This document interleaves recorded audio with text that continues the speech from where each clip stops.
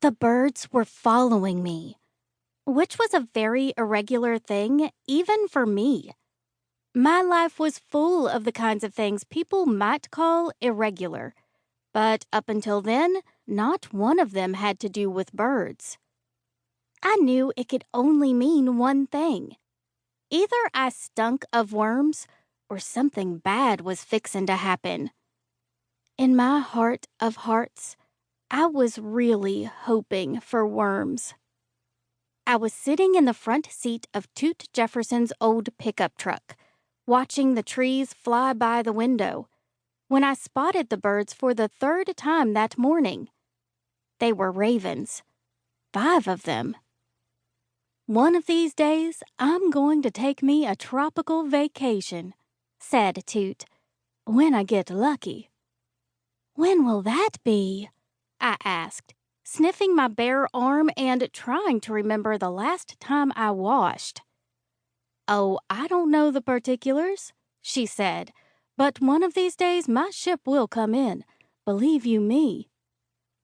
I stuck my head out of the window to get a better look at the birds. The warm June wind tickled my face. They were doing a pretty fine job of keeping up with us, those birds. Although, considering how tender-footed Toot was with the gas pedal, it couldn't have been awful hard. "But there aren't any ports in West Virginia," I said, leaning back inside the truck. That was the problem with living in a landlocked state. There was no easy way out. "A minor technicality." Toot was gripping the top of the steering wheel with both hands. Each of her plump fingers was outfitted with a ring, which she clacked against the wheel. Clack, clack.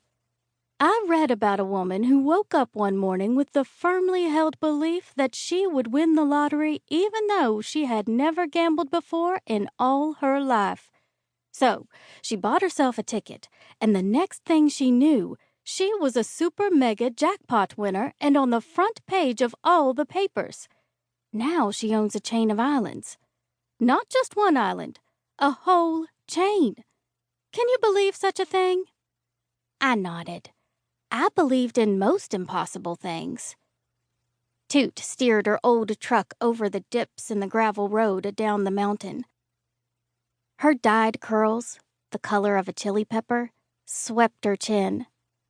The road to the nearest town, Gypsum, was steep, and Toot badgered the brake the whole way. Toot Jefferson worked in the cafeteria at Vera B. Marigold Elementary, where I had just finished the 5th grade.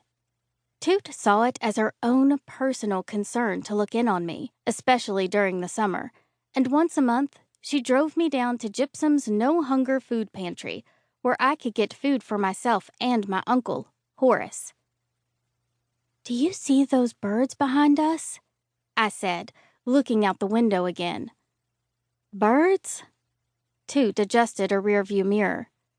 "I think they're following me," I said. "I saw them back at Horace's place, and now here they are again." "Following you?" said Toot. She clobbered the brakes, sending me into the dashboard. "Murderation!" I said, shifting back into my seat and holding on to the door handle. Then Toot gave me a worried look. "Honey, birds don't follow. They look for food, they build nests, they lay eggs. Such is the uncomplicated life of a bird. We should all be so lucky." She frowned and kept her eyes on me until I looked away. Maybe I'm getting like Horace, I thought as I watched the trees out my window. Strange. Or sick.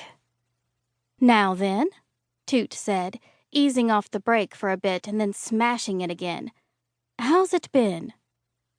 I tugged at a loose thread on the cuff of my jeans. "There's something wrong with Horace." Toot raised her eyebrows at me, and I said, "I mean, more wrong than usual. Lately, all he does is sleep, unless he's running around with Charlie Mullet.